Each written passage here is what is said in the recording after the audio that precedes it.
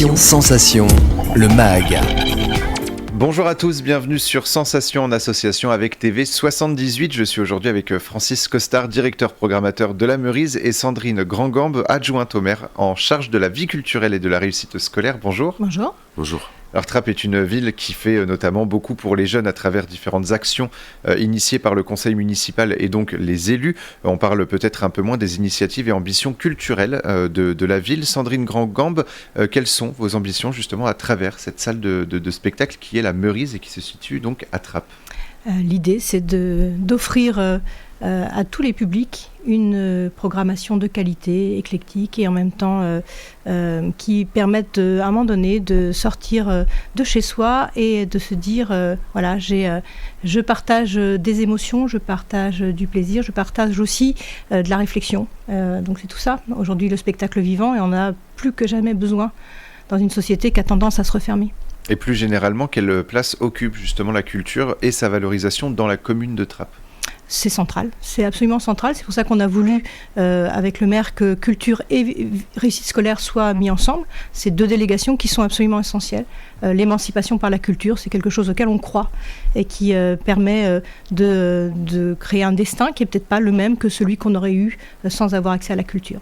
Alors, Francis Costard, vous programmez donc un certain nombre de spectacles tout au long de l'année, intégrant une programmation humoristique, dansante, des concerts pour jeunes publics et j'en passe. On va justement s'arrêter un petit peu sur la programmation de la Meurize. Avant ça, le thème cette année, puisque vous essayez de mettre un thème chaque année, le thème cette année, c'est créer, c'est résister. Alors pourquoi ce thème et qu'est-ce que ça signifie ? L'idée, c'était de rappeler que beaucoup d'artistes s'engagent, beaucoup d'artistes font passer des messages et que dans les messages, il y a l'idée de résister, alors au sens large du thème, parfois à des oppressions politiques, parfois à des styles de vie, parfois à des idées préconçues. On a commencé cette année avec un très beau spectacle sur le Chili qui rappelait le coup d'État au Chili et comment un certain nombre d'artistes ont résisté par la culture. Voilà, c'est le sens de ce fil rouge qui nous conduit cette saison. On s'arrête donc sur la programmation en mars. On commence avec les 1er et 2 mars. Ça s'appelle Nos Matins Intérieurs. Qu'est-ce qui attend le public pendant ce spectacle ? Alors déjà, c'est une programmation commune avec la scène nationale de Saint-Quentin qui sera fermée à ce moment-là. Donc c'est des jongleurs et le Quatuor Debussy. Et donc un émerveillement pour les yeux. Il y a 8 jongleurs sur scène. Voilà, et en même temps en live, le Quatuor Debussy, donc c'est magnifique. Vous avez un mélange, à la fois ça va partir dans les airs et vous allez, je pense, complètement partir vous aussi et être emmené par cette musique, quoi. Pour ceux qui ne savent pas, Quatuor Debussy, c'est le top du top de la musique de chambre. Ouais. Donc c'est à découvrir ou à redécouvrir. Donc c'est les 1er et 2 décembre. Tous les ans, vous organisez le festival Show Meuf Go On avec pour objectif de valoriser les artistes, metteuses en scène et scénographes féminines. Le festival commence donc le 3 mars et le 6 mars. C'est le spectacle Aïd, la pêcheuse de rêve. J'espère que je le prononce bien. Pourquoi débuter ce festival avec ce spectacle ? Parce qu'on en avait parlé avec Madame Grandgambe l'année dernière et sur le festival, on n'avait pas laissé une place pour le jeune public. Et on s'est dit, mais il y avait aussi des femmes qui mettent en place des spectacles pour le jeune public. Et donc, c'était une volonté de mettre ça en place. Voilà. Sachant que cette thématique de l'égalité femmes-hommes, qui est portée par Muriel Bernard, une conseillère municipale de l'équipe, elle est très importante et c'est pour ça qu'on a voulu l'inscrire aussi dans la programmation pour mettre en évidence, en valeur, ces artistes féminines. On parle justement de valorisation et d'égalité femmes-hommes. Là, c'est aussi mettre carrément en lumière justement ces compétences féminines justement dans le théâtre, dans le spectacle. Il y a un vrai problème dans le monde du spectacle. Ça commence déjà par la représentation féminine dans le spectacle. Voilà. Il n'y en a pas tant que ça qui sont. Voilà, il y en a beaucoup qui créent de femmes, etc. Elles ne sont pas forcément mises en avant. Les salaires aussi. On va taper où il faut.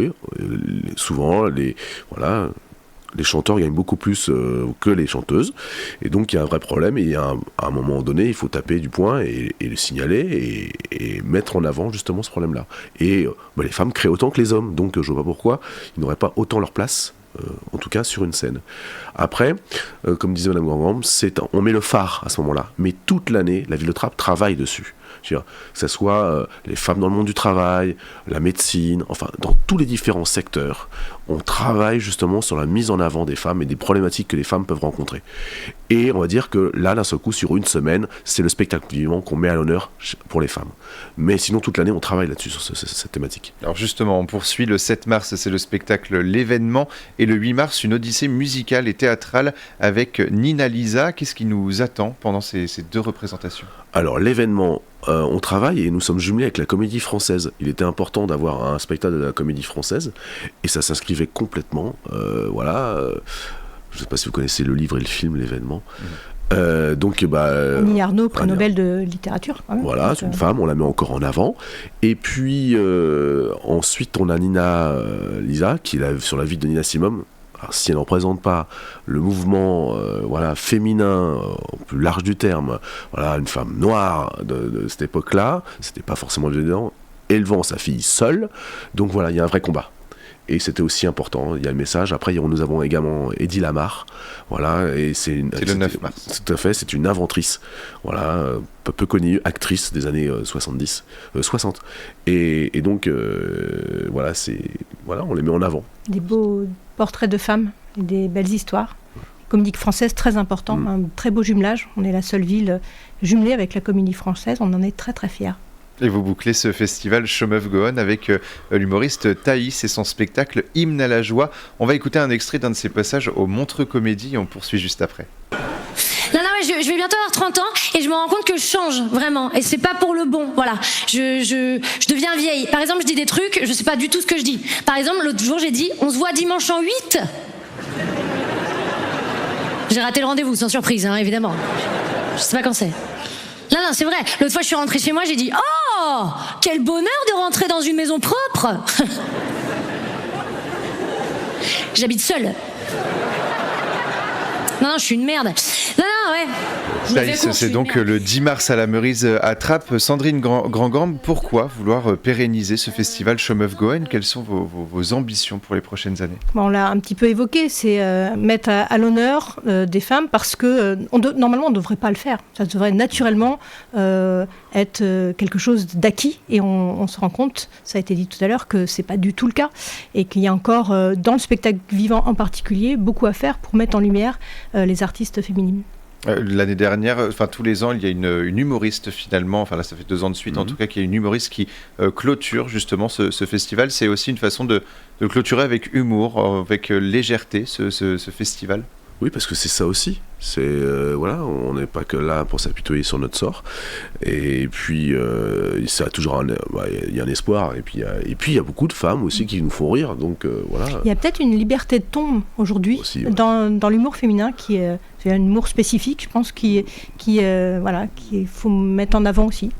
Alors on poursuit la programmation avec le 16 mars, ce sont 2 pianistes pour un seul piano, ce sont les Virtuoses. Pourquoi avoir programmé ces 2 artistes ? Il y a 2 raisons. La première, moi je voulais dire, la deuxième c'est Madame Grand-Gambe qui va vous la dire. La première, c'est parce que c'est ramener le classique d'une façon plus simple aux gens, une approche très humoristique, et il y a de la magie, c'est un vrai spectacle familial. La deuxième, c'est parce que ce sont les Jacques qui ont été voir ce spectacle. Et là, je vais laisser Madame Grand en parler. Depuis maintenant 2 ans, on a monté un dispositif qui s'appelle Jeunes Ambassadeurs Culturels. Donc on forme des jeunes et on leur donne les clés du camion et on leur dit allez-y, allez dans les festivals. Alors ils sont accompagnés bien sûr, et on leur demande de nous faire des propositions de spectacles. Et évidemment, une fois qu'on leur a dit ça, nous, notre engagement, c'est de programmer les spectacles qu'ils ont choisis. Et le 23 mars, le spectacle des larmes d'eau douce. Que va raconter la pièce en quelques mots ? C'est assez difficile, mais en gros, c'est une petite fille qui est dans un village où il y a la sécheresse et elle pleure des larmes d'eau douce. Et les gens du village vont exploiter cette petite fille. Voilà, donc on retrouve derrière toute la cupidité humaine, c'est pas évident. Et il y a toute une histoire, et puis comme n'importe quelle source, elle se tarit, à un moment elle ne pleure plus. Voilà, et c'est toute l'histoire qui est derrière de cette petite fille. Voilà. Et parmi les autres spectacles, donc il y aura du cirque et de la musique le 24 mars avec les Dodos, le 28 mars ce sera les Braconniers et le 30 mars, donc ce sera la fin du mois avec Punk is not dead. Merci beaucoup Francis Costard et Sandrine Grandgambe d'avoir été avec nous sur Sensation. Pour plus d'informations sur la programmation, on peut se rendre sur le site internet trapmag.fr et pour revoir ou réécouter cette émission, rendez-vous sur notre site et notre application Radio Sensation.